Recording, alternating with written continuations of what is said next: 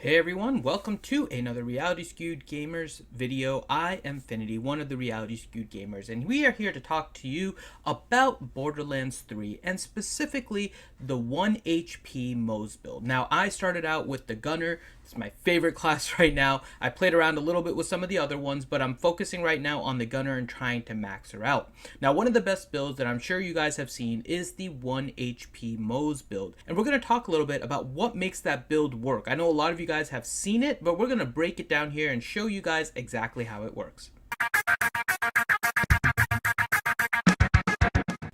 So this build is going to be primarily based on two of the trees, Demolition Woman and Shield of Retribution.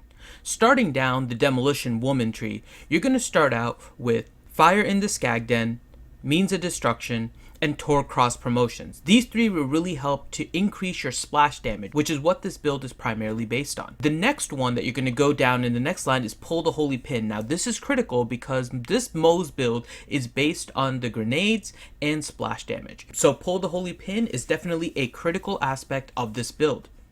Vampire is also the same because whenever you throw a grenade and it deals damage, it's going to restore a portion of her health. This is what keeps up Moze and keeps her alive when she's in masses of mobs. She's able to survive, she's able to get pulled through it, all because of this grenade based build. You then want to go to why can't I carry all these grenades? Simply enough, you're increasing your amount of grenades that you can hold. This will allow Moze to hold more grenades, again, for a grenade based build. To the last is going to allow Moze to throw grenades when you're hopefully going to get a second wind. And then lastly, you're going to go down to Short Fuse, which increases the damage by causing a secondary explosion, all of which leads to Moze dealing more damage. Now let's go ahead and go to the Shield of Retribution tree. So you're going to start out with Armored Infantry. You're going to go ahead and do Vladoff Ingenuity and Thin Red Line. You're going to max all of these out. Now, in order to start to move down to the other line, you're going to end up with 1 point in Drowning in Brass. You can potentially add more in this if you wanted to, and a little less in Vladoff Ingenuity, but because the shield is increased, I prefer the Vladoff Ingenuity, but a little bit more of an offensive build can go more into Drowning in Brass. You then will go down to Experimental Munitions, which will then increase incendiary damage whenever you score a critical hit.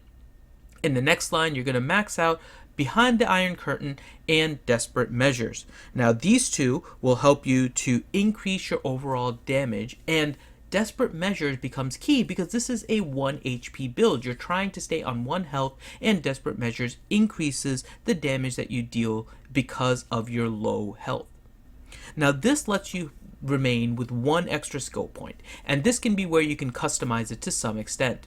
The first one that you can potentially do is Phalanx Doctrine. Now the reason I don't put any points in Phalanx Doctrine is because you usually get this with the Bloodletter class mod, and so I don't necessarily need any extra points in this. It is very good, it can definitely help, but you don't necessarily need it.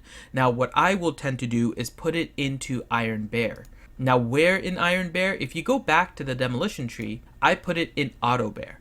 And the reason for the Auto Bear is it adds a little bit of extra damage with the Iron Bear kind of standing out there separately. So because of that, I like Auto Bear because it helps the Iron Bear kind of hang around, deal some extra damage, and allows me to use my action skill a little bit more. It gives me an incentive to actually use Iron Bear. So because of that, I tend to go with Auto Bear, but you can also go with Phalanx Doctrine.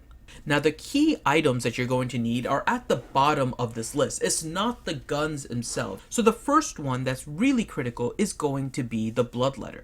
Now what the Bloodletter does is it allows you to convert any health that you're gaining into your shields. The next item is the Deathless. Now Deathless is what allows you to stay at 1 HP. This is again a grenade based build, and so which grenade you pick is going to be highly important, and Stormfront is going to be the grenade of choice. Stormfront allows for you to throw grenades, and it creates lightning lines that basically keep on shocking targets. When you add this with the fact that your skill trees allow you to crit with grenades, it allows for huge amounts of survival, it regens your grenades, and you're able to do a ton of damage. And so this grenade, the Stormfront grenade, is going to be the key for your survival when you combine it with the Deathless and the Bloodletter. Now this one allows for a little bit of variation. My personal choice is the Transformer, and I love the Transformer because it gives you 100% shock resistance, meaning that you can just throw a bunch of your Stormfront grenades, head in the middle of it, and not have to worry about any of the shock damage. And so this is why I prefer the Stormfront with the Transformer as that combo. Now what guns really make this plausible is the key gun that you're going to need is the Flakker. I know it's the best weapon in the game, fairly straightforward. A cocky Flakker ends up being the key to this build, just to put out splash damage all over the place. So let's talk a little bit about what actually makes everything trigger with this build. Obviously, with the Deathless, you're at 1 HP, so you have all this increased damage. When you throw your Stormfront grenades, you're going to cause a constant stream of damage. This is going to trigger the Means of Destruction, which allows you to regen your grenades, causing kind of the infinite Moze grenade build. But also, it triggers Vampire, and Vampire is going to allow you to regen your health. Combine that with the Bloodletter, which converts health into shields. You are now constantly regenning your shield as Stormfront is doing its damage. And so you're just going to keep on tossing those Stormfronts, getting that extra damage, healing yourself back up, and then using your Flakker with all of the increased splash incendiary damage and just start wrecking everything in your path. That combined is what makes this build one of the best Moze builds in the game. Now I really hope that they start doing more with Iron Bear, because leveling up, I loved Iron Bear. Not really viable at the late game, so that's what I'm hoping for. But as it stands right now, this is one of the best builds, if not the best build, for Moze. Hope you guys enjoyed that video and you're big fans of Borderlands 3 just like me. Please make sure to like this video and subscribe to our YouTube channel. And if you haven't already, head over to our Twitch channel, twitch.tv/realityskewedgamers. That is where the Borderlands 3 live streams happen, and we'll have some giveaways with the Echo Cast there. So head over to twitch.tv and I'll see you around.